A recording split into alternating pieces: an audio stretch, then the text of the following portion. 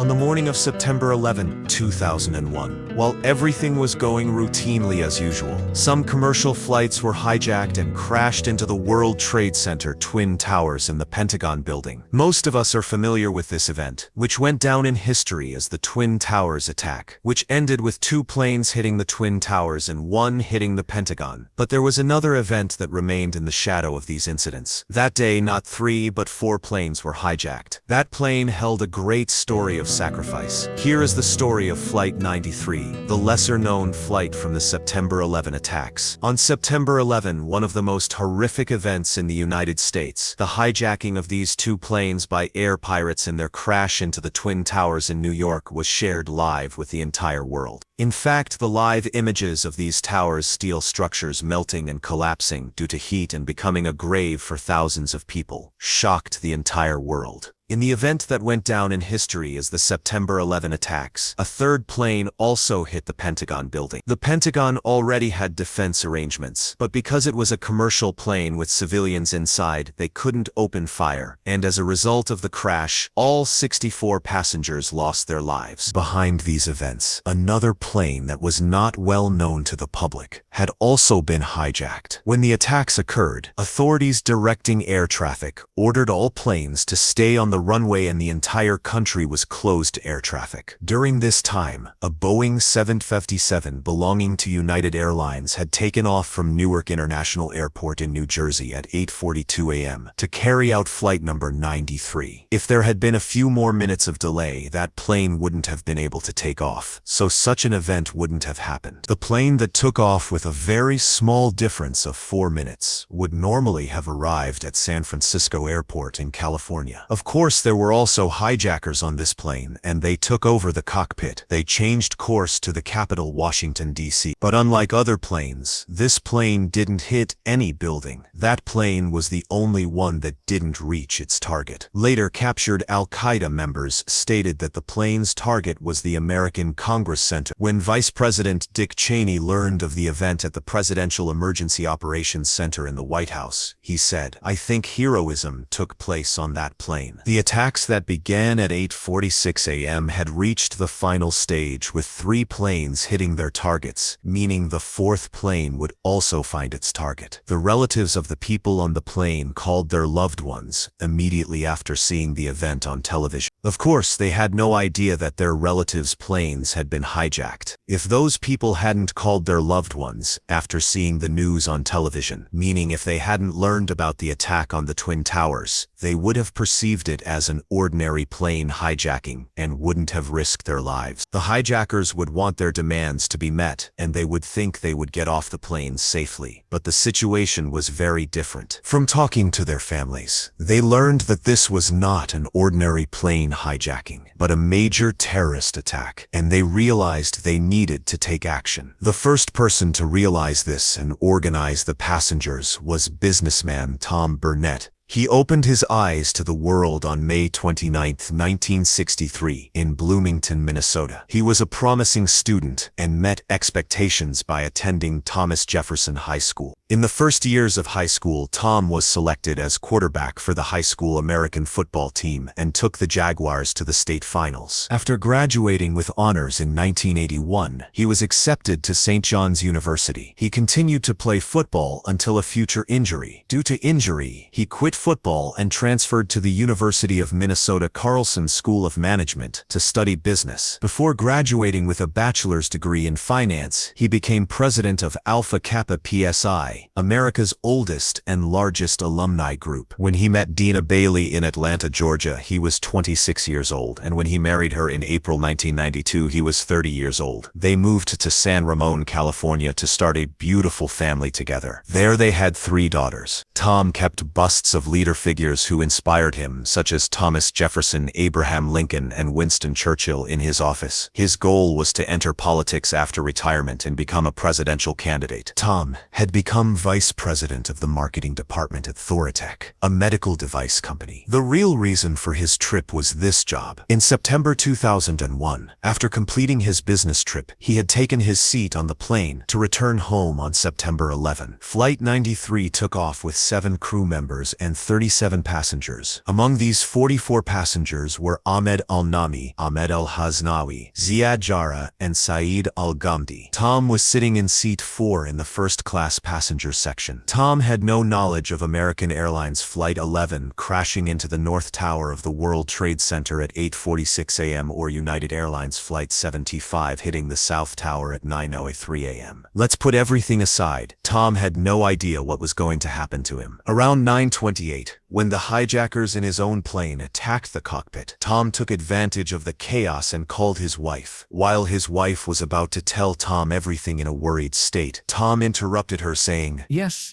just listen. Our plane has been hijacked. The hijackers stabbed a man. Someone has a gun, and they say there's a bomb on the plane. Please call the authorities," he said, and hung up the phone. At 9:34, in the second call, Tom told his wife that they couldn't keep the stabbed man alive. This time, his wife was able to give Tom the information that 2 commercial planes had attacked the Twin Towers. Upon learning this information, Tom was stunned by what he heard. Tom was confused about what to do in the face of all these consecutive events. But thanks to this vital information his wife gave him, he understood that this plane hijacking was not an ordinary hijacking, and what their purposes were. Before Dina hung up the phone, she heard Tom tell other passengers that they were currently in a suicide mission. At 9:45, in the third phone call, his wife learned that Tom's plane had escaped hitting the Pentagon. Indeed, American Airlines Flight 77 had hit the Pentagon 8 minutes earlier. Tom shared all this information he learned with Mark Bingham, Todd Beamer, and Jeremy Glick, whom he met on the plane. He was also able to tell his wife, "We have a group, don't worry." The members of the team Tom formed were Todd Beamer, who was Oracle's marketing director and a former athlete. Mark Bingham was a public relations director, and Jeremy Glick worked as a sales manager at an e-consulting company in San Mateo, California. And more importantly at that moment, he was the American National University judo champion. And finally, Donald Greene was an executive at a company that produced aircraft safety products. The Lebanese terrorist captain pilot had neutralized the pilots and taken control of the plane, but Flight 93 was quite far from its target compared to other planes. 2 of these 4 terrorists were now inside the cockpit. The terrorist named Ziad Jarrah knew how to control the plane, thanks to the pilot training he had received. The other 2 were trying to keep the passengers under control with knives, the only weapon they could bring onto the plane. Shortly after, Ziad's voice came over the internal announcement in half Arabic, half German accent, mixed with calm English.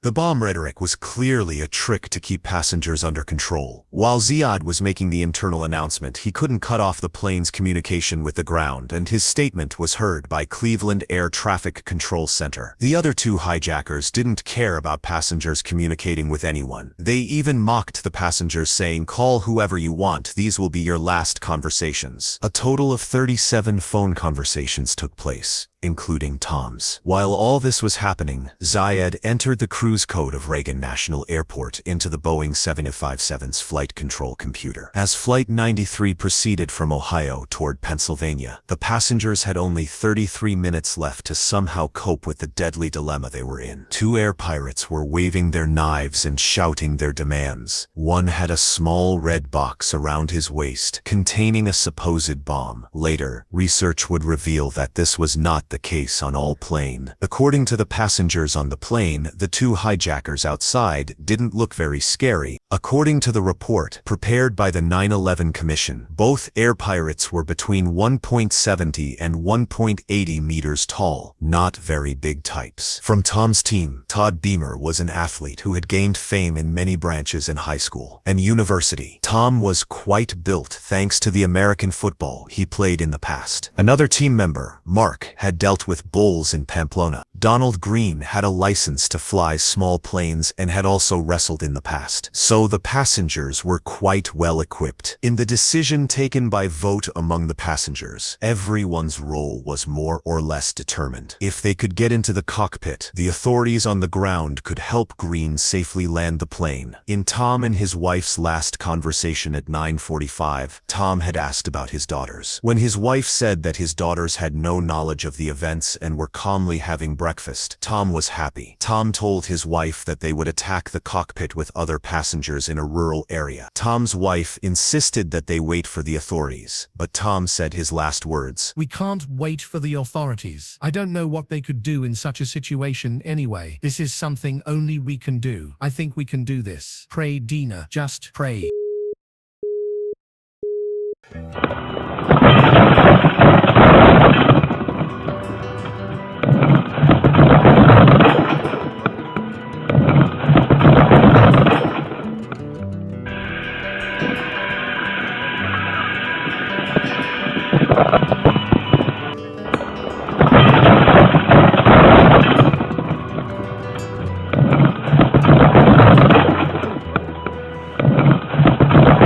At 9:50 a.m., Tom and his team suddenly got up from their seats and attacked the knife-wielding terrorists. The terrorists, not expecting such a thing, were confused about what to do against the team coming at them. While the plane was passing over Pennsylvania at that moment, the terrorists inside were trying to prevent the team from entering. The plane's unbalanced movements were the biggest indicator of the struggle inside. During this time, this event was confirmed by eyewitnesses on the ground. Although Tom and his team managed to get inside and prevented a greater tragedy by sacrificing their own lives, unfortunately they couldn't prevent the plane from crashing to the ground by a difference of a few seconds. The plane was only 20 minutes away from its target. It crashed with its nose 40 degrees down at a speed of 63 miles per hour. After the incident, a large crater was formed and the black box was extracted from about 8 meters below the crater's surface. In fact, the crash was so violent that plane parts were found even 10 kilometers away. No one survived this sad but sacrifice-filled event, but they left behind this heroic story. This is the story of Flight 93, which remained in the background of the September 11 attacks, one of the most tragic events in the United States. That's all from me for this week. I hope you enjoyed the video. If you liked it, don't forget to like and subscribe. Take care of yourselves. Until the next video, goodbye.